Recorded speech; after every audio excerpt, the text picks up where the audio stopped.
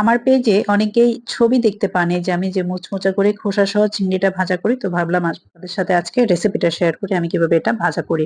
এই যে আমি প্রথমে চিংড়িগুলোকে ক্লিন করে নিচ্ছি, পাগুলো কেটে নিচ্ছি, তারপরে এই যে এটার পিছনে কিন্তু একটা লম্বা একটা ময়লার একটা ইয়ে থাকে, ওটা আমি যেগুলো ইজিলি বের হয়ে যাচ্ছে সেগুলো আমি ইজিলি এভাবে ক্লিন করে নিচ্ছি। আর যেটা পরিষ্কার হচ্ছে না বা এটাকে আমি কি করছি দেখতে পাবেন, এখনই দেখতে পাবেন। এই যে আমি প্রথমে আঁশটা ফেলে দিয়ে তারপরে এটাকে আমি এই যে সিজার দিয়ে একটু হালকা করে কেটে দিলে এই যে দেখতে পাচ্ছেন ময়লাটা ইজিলি চলে আসে, এবং এটাতে কিন্তু অনেক ময়লা থাকে, অনেকগুলো ময়লা বেরিয়েছে। এরপর আমি এটাকে ওয়াশ করছি কিভাবে সেটাও বলে দিচ্ছি। এই যে ওয়াশ করার সময় কিন্তু সামুদ্রিক মাছ যেহেতু একটু স্মেল থাকে, এই জন্য আমি কি করছি, একটু পানি দিয়ে পানির মধ্যে একটু ভিনেগার দিয়ে তারপর এটাকে অনেকক্ষণ নাড়াচাড়া করে তারপর আমি এটাকে এখন ভালো করে কয়েকবার করে পানি দিয়ে দিয়ে ওয়াশ করে নেব। নিয়ে তারপর আমি এখন মেরিনেশনে চলে এসেছি।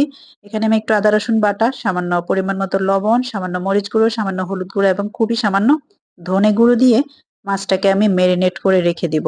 আপনারা চাইলে এখানে সয়া সসও দিতে পারেন, আমি মাঝে মধ্যে দিই মাঝে মধ্যে দেই না, টেস্টের চেঞ্জের জন্য।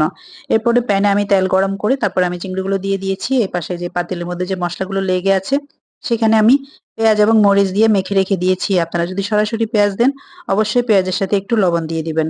এই যে মাঝখানে একটু জায়গা করে নিয়েছি, মাছ কিন্তু ভাজা হয়ে গিয়েছে। আর এটা দেশি মাছের মতো কিন্তু লাল হবে না, যেহেতু এটা সামুদ্রিক মাছ। আর আমার মাছ ভাজা কিন্তু হয়ে গিয়েছে দেখতে পাচ্ছেন। এখন আমি এটাকে গরম গরম ভাতের সাথে দুপুরবেলা পরিবেশন করব। ভিডিওটি কেমন লাগলো অবশ্যই জানাবেন, ভালো লাগলে অবশ্যই লাইক কমেন্ট শেয়ার করে পাশে থাকবেন। আমি কিন্তু একটা মাছ খেয়ে নিয়েছি। ধন্যবাদ সবাইকে।